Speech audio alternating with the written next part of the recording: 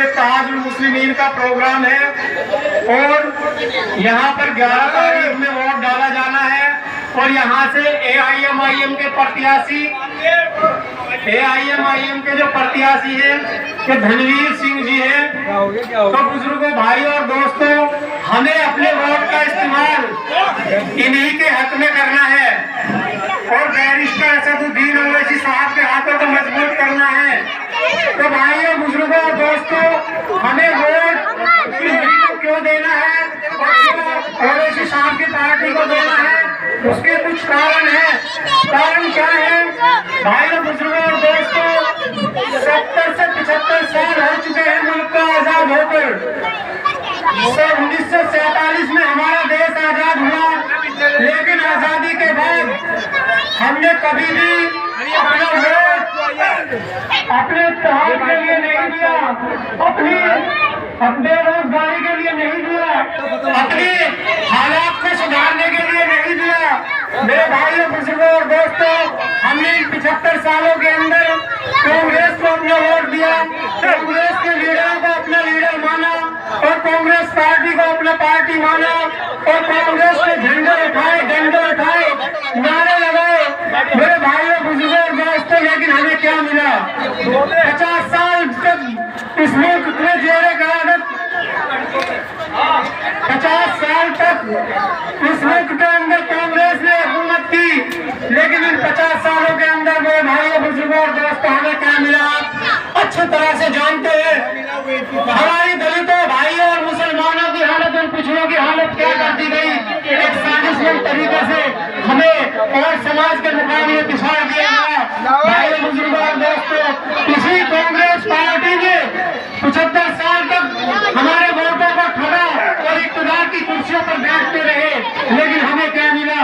हमें बेरोजगारी मिली, हमें गरीबी मिली, हमें मुफलिसी मिली, हमारे हालात बद से बदतर कर दिए गए। और मेरे भाइयों, बुजुर्गों और दोस्तों, अगर बात करते हैं क्षेत्रीय दल की, जब दलित और मुसलमान बहन जी के साथ लगा तो उन्हें 4-4 बार राज्य की मुख्यमंत्री बनाया, लेकिन मेरे भाइयों, बुजुर्गों और दोस्तों, उस 4 बार मुख्यमंत्री बनाने के बावजूद भी हमारे हालात बद से बदतर रहे।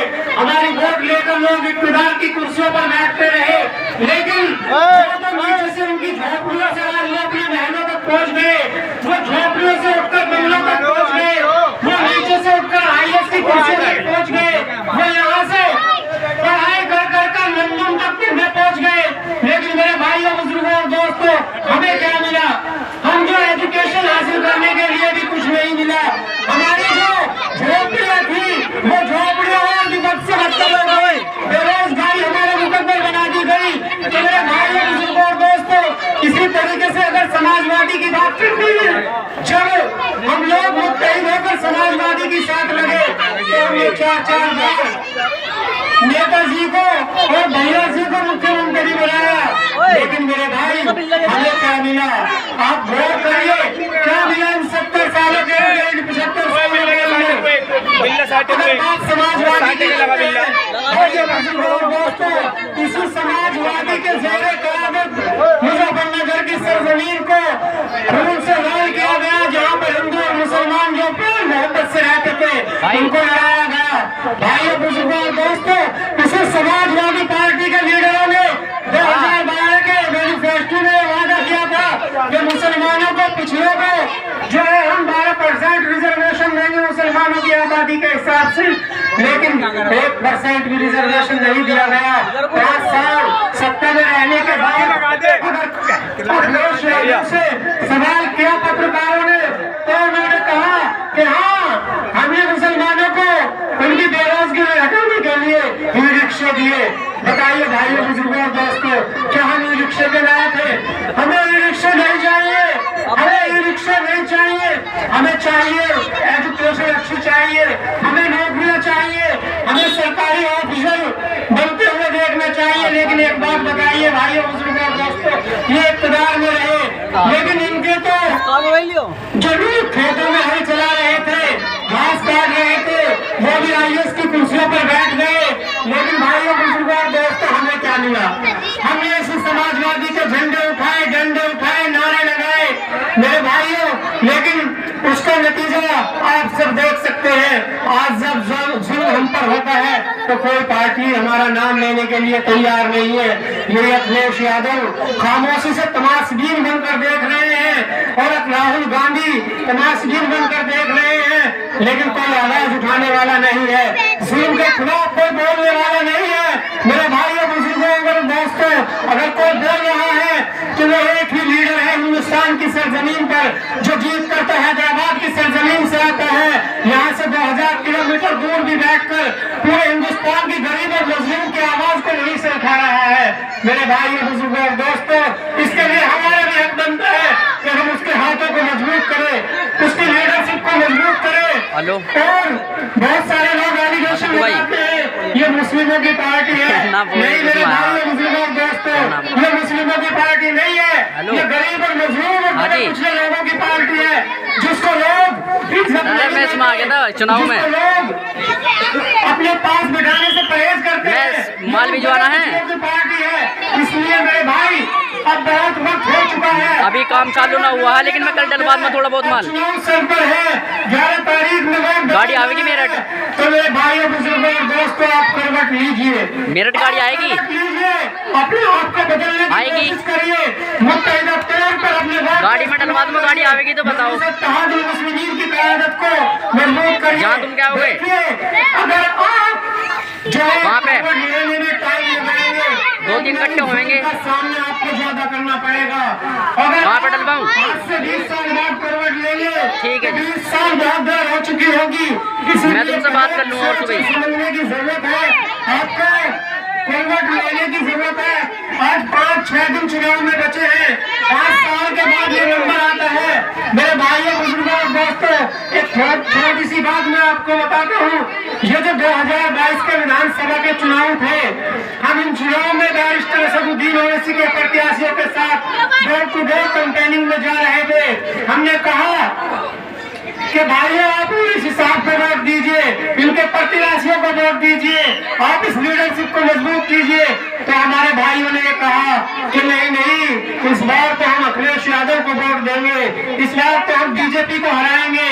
और हमने उनसे कहा कि अगर हम नहीं हरा पाए इस बार बीजेपी को, ना हम जिता पाए समाजवादी को, फिर आप क्या करेंगे बताइए। उन्होंने कहा कि लास्ट बार है, अब आखिरी बार हम देख रहे हैं, अगर इस बार हम नहीं जीतते हैं, समाजवादी नहीं जीतती है, तो हम बैरिस्टर असदुद्दीन ओवैसी को वोट देंगे।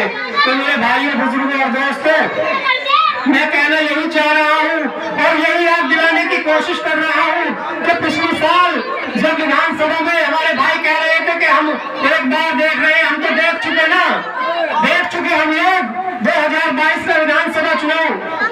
कहां से अखिलेश यादव जीतते हैं? जहां मुस्लिम बहुल्य क्षेत्र है, जहां यादव बहुल्य क्षेत्र है, वहां से अखिलेश यादव क्यों नहीं जीतते? भाइयों, बुजुर्गों और दोस्तों, और करने की बात है, क्यों नहीं जीत पाए वहां से? तीसरे चरण का जो चुनाव होता है, फ्लोर बेल्ट उसको बोला जाता है, वो यादव बेल्ट होती है दोस्तों, बुजुर्गों। उसके अंदर 56 सीट होती है विधानसभा की, लेकिन उन 56 सीटों में से 45 सीटें बीजेपी जीत जाती है। तो कहां गया अखिलेश यादव का वोट? बताइए आप, कहां गया अखिलेश यादव का वोट? तो इसी तरह से ये हमको बेवकूफ बना रहे हैं। हम समाजवादी के झंडे उठा रहे हैं, लेकिन अखिलेश यादव और उनके परिवार वाले बीजेपी के झंडे उठा रहे हैं। तो बेवकूफ बनना बंद करिए भाइयों, बुजुर्गों और दोस्तों।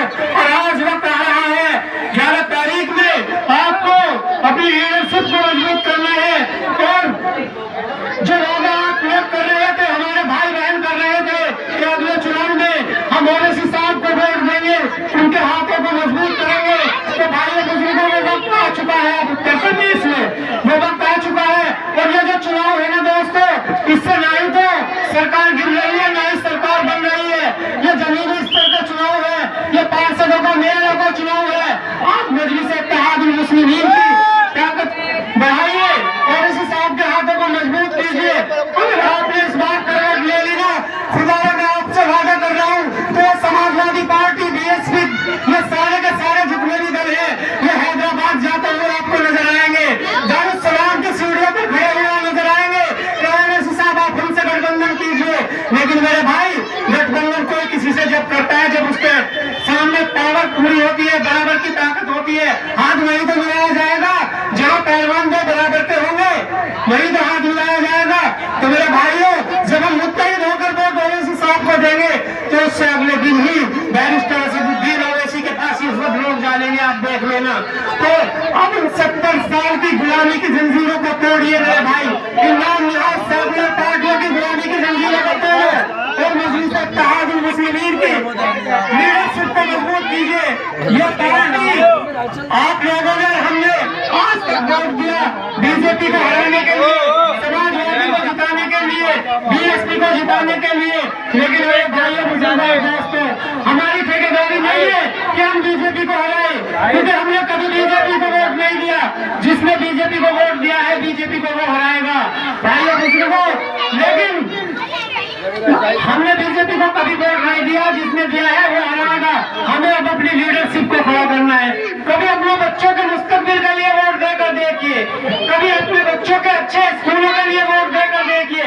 इन इलाकों के अंदर कोई बैंक नजर नहीं आता, कोई सरकारी स्कूल नजर नहीं आते, कोई अच्छे हॉस्पिटल नजर नहीं आते। भाइयों बुजुर्गों और दोस्तों, शराब के अड्डे और चौकियां नजर आती है। क्यों नजर आती है? क्या हमने इन लोगों को वोट नहीं दिया इसलिए वो नहीं चाहते कि हम लोग आगे बढ़े? हम लोगों से गुलामी कराना चाहते हैं इमरान निहाज सेकुलर पार्टियां। ये हमारा वोट तो चाहती है लेकिन हमारा नेता नहीं चाहती। लेकिन आप देख रहे हैं पूरे उत्तर प्रदेश के अंदर क्या हो रहा है। आजम खान साहब को देखिए, हाजी याकूब जी को देखिए, आप बड़े बड़े लीडरों को सब देख रहे हैं क्या हो रहा है। मैं कहना यही चाहता हूँ कि खुदा के लिए आप मुत्तहिद के तौर पर एक होकर अपनी वोट का इस्तेमाल करें। हम अकेले नहीं है, हमारे साथ हमारे दलित भाई भी हैं। जब दलित और मुस्लिम और पिछड़े लोग मुत्तहिद हो जाएंगे तो ये बाकी ताकतें हमारा मुकाबला नहीं कर पाएंगी, कामयाबी हमारे कदम चूमेगी। अगर हम बिखर गए तो कुछ नहीं होगा। मैं एक शेर के साथ अपनी बात को खत्म करना चाहता हूँ। अगर मुत्तहिद हो तो बदल डालो निज़ामे गुलशन, अगर मुत्तहिद हो तो बदल डालो निज़ामे गुलशन, और मुंतसिर हो तो मेरा शोर मचाते क्यों हो। मैं आखिर दावाना अल्हम्दुलिल्लाहि रब्बिल आलमीन।